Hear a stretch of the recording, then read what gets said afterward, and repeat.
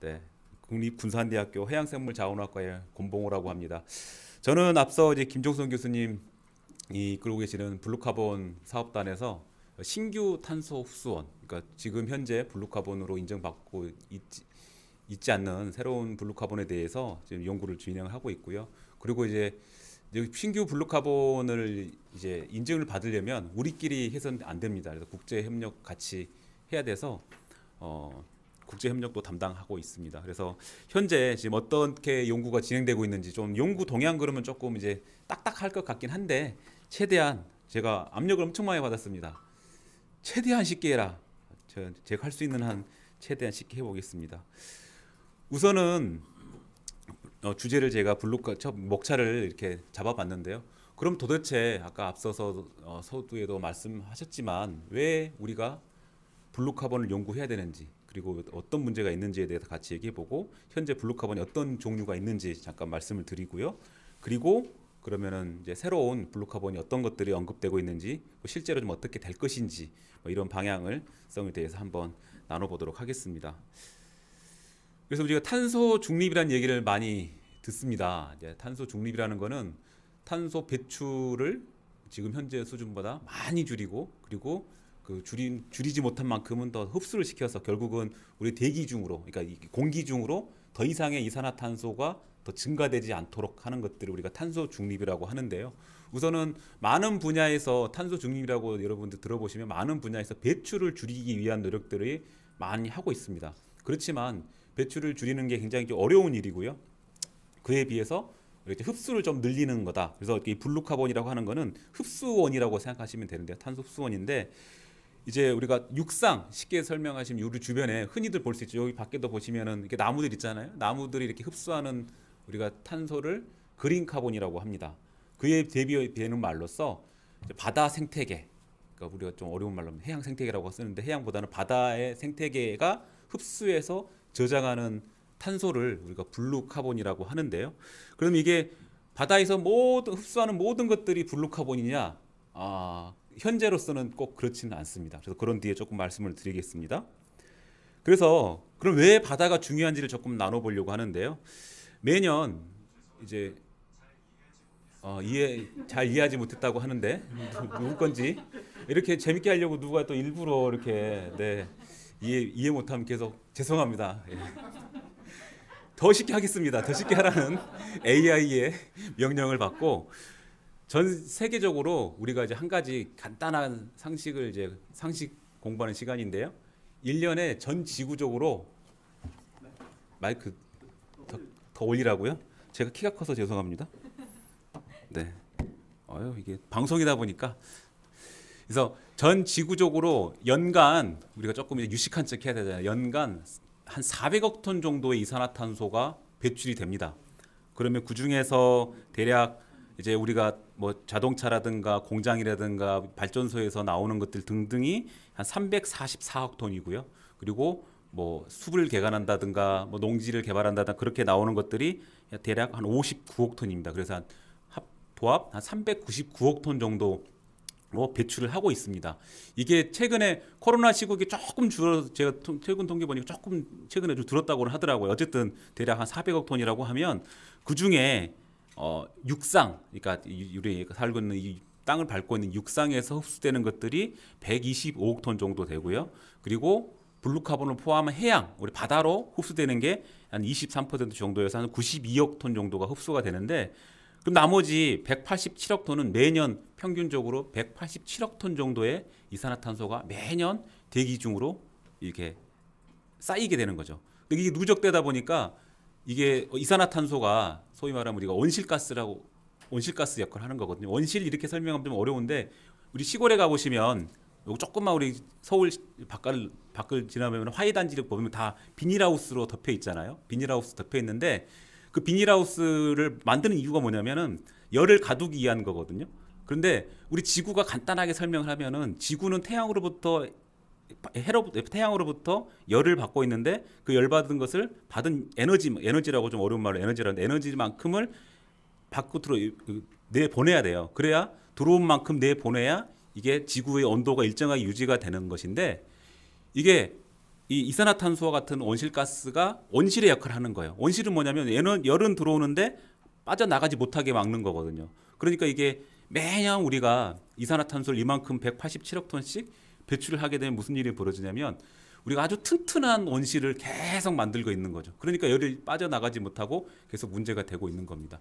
이쯤에서 우리가 또 한 가지 생각해 볼게 기후변화 얘기하시면 여러분들 따라오는 단어 숫자가 1.5라는 숫자입니다. 혹시 들어보셨을지 모르겠습니다. 아마 그냥 기후변화 하면 1.5라는 숫자, 위기 하면 1.5라는 숫자가 따라오는데 이게 뭐냐면은 우리가 인류가 생존하기 위해서는 금세기 말까지 산업화 이전보다 온도를 1.5도씨 이내로 제한해야 된다라고 하는 게 이제 전 지구적인 전 세계적인 이제 학자들의 이제 공통된 의견이거든요. 그래서 그래 1.5도를 사수라 뭐 이런 얘기도 있고 하는데 최근에 그 IPCC라고 이제 또 어려운 용어가 나왔는데 그러는데 그 기후 변화에 관한 전문가 집단이 있어요. 유엔 산하에 그 집단에서 작년까지 온도가 무려 1.09도씨 상승했다고 합니다. 그러니까 1.5도씨는 아마 2040년이 되면 이게 2040년 되면 달성할 수 있다고 달성하는 건 아니고 도달할 수 있다라는 거거든요. 그래서 굉장히 그 이제 빨간불이 들어온 거죠. 그래서 지금은 이제 기후 위기를 넘어서 기후 재앙이라는 얘기가 나오는 것들이 그런 이유 때문입니다.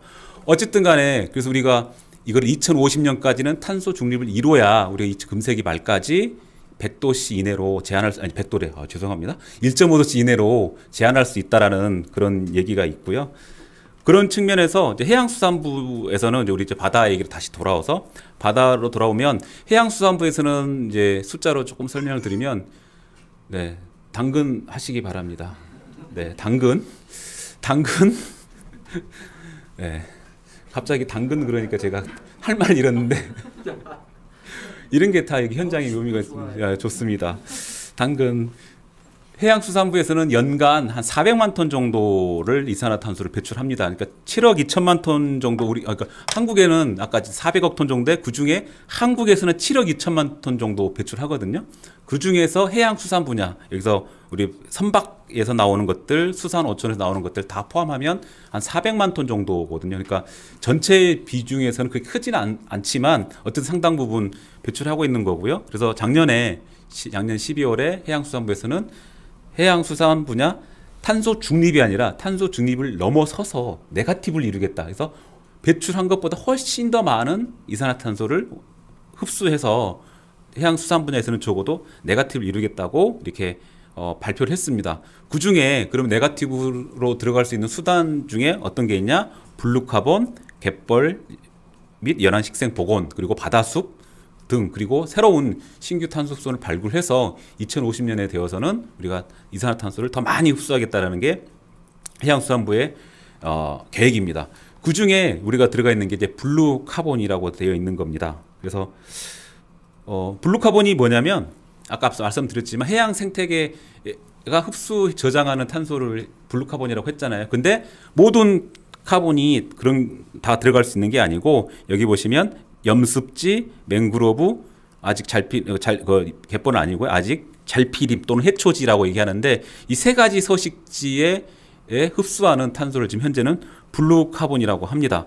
우리나라에는 염습지가 있죠. 그리고 맹그로브는 저는 요즘 이렇게 표현하고 다니거든요. 아직은 없다. 아직이란 말은 언젠가는 올 수도 있다. 그래서 일부 학자들은 기후학자들은 뭐라 그러냐면 2040년이 되면 우리나라 이제 안 좋은 일이긴 한데 지구가 더 기온이 올라가면 우리나라 남쪽 지방에서도 맹그로브가 서식할 수 있는 환경이 될 것이다라고 이제 예측하고 있거든요. 안 좋은 예측이긴 한데 어쨌든 간에 맹그로브도 일환이 되고요. 그래서 이 세 가지 서식지에 대해서 우리가 연구를 진행을 했고 우리 갯벌은 대부분 그러니까 이런 식생이 없다. 이제 이게 표현을 하긴 하는데 그 식생이라고 하는 건 눈에 보이는 큰 나무라든가 풀 같은 걸 이제 식생이라고 그렇게 표현을 해요. 그런 풀들이 없어서 우리가 비식생 갯벌이라고 명명을 했습니다.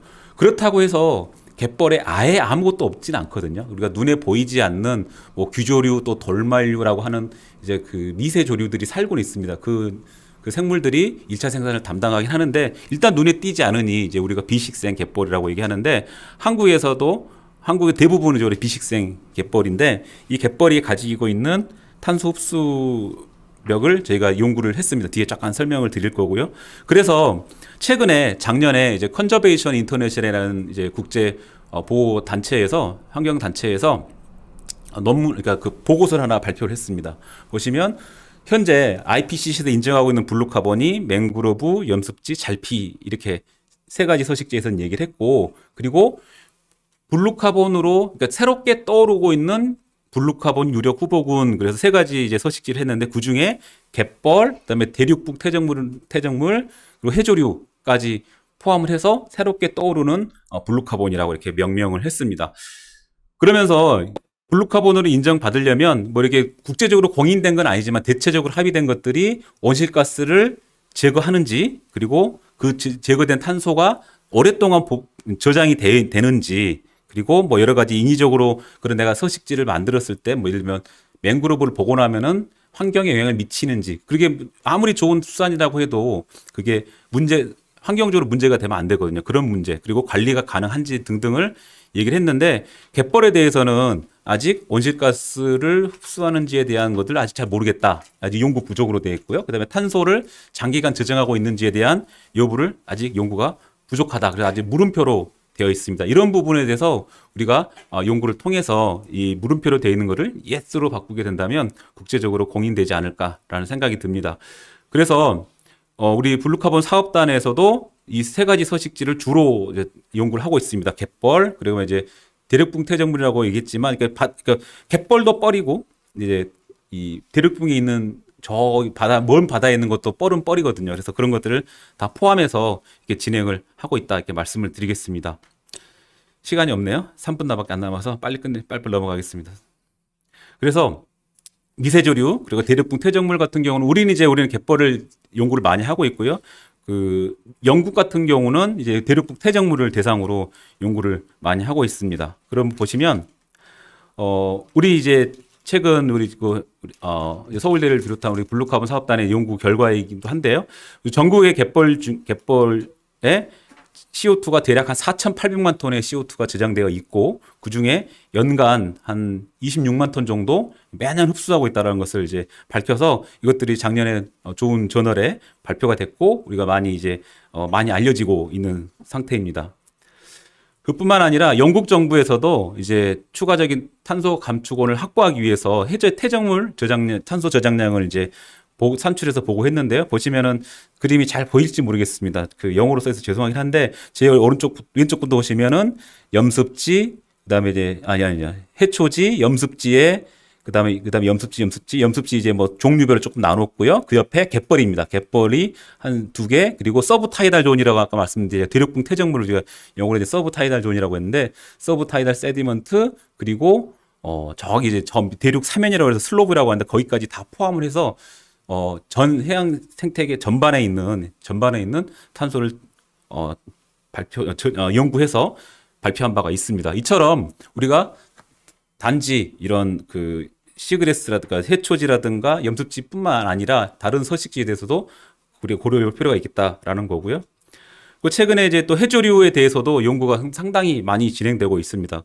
이전까지는 해조류가 여러 가지로 흡수한 만큼 이게 바로 분해되기 때문에 문제가 이렇게 장기간 저장하는 효과가 좀 떨어져서 좀 어렵지 않겠냐라고는 의견들이 많았는데, 그뿐만 아니라 그게 흡수해서 분해될 수도 있지만 이게 이동해서 퇴적물에 저장되기도 한다. 막 그런 연구들이 많이 되고 있거든요. 실제로 이제 그래서 처음에는 저희가 블루카본 연구 처음 시작할 때 2017년 그때만 해도 이 부분에 대해서는 일단은 좀 의문시되는 때 많아 있었어요. 근데 최근에 국제적으로는 오히려 그럼 이게 이동해서 먼 바다에 저장되는 경우도 많다라고 해서 그 이동 경로에 대해서 연구가 많이 진행되고 있는 상태입니다. 그리고 우리나라는 특히 또 폐류, 그러니까 조개류죠. 조개류를 많이 먹는 나라입니다. 그래서 굴이라든가 뭐 가리비라든가 또 바지락 칼국수를 많이 드시잖아요. 그런 거기서 먹는 껍질, 우리 먹고 난 껍질에도 다 탄소가 저장되어 있거든요. 그래서 얼마만큼 저장되어 있는지 그에 대한 연구도 최근 진행되고 있고, 이제 특히 이제 유럽의 네덜란드에서도 이런 보고서를 발표한 바가 있습니다. 그래서 저희 연구 사업단에서도 굴 폐각 중을 중심으로 해서 폐류 연구를 진행을 하고 있어서 여러 기관에서 이런 문의가 많이 오고 있는 상태입니다. 그리고 이제 산호도 여러 가지 연구가 많이 되고 있고요. 근데 마지막 이제 슬라이드인데요.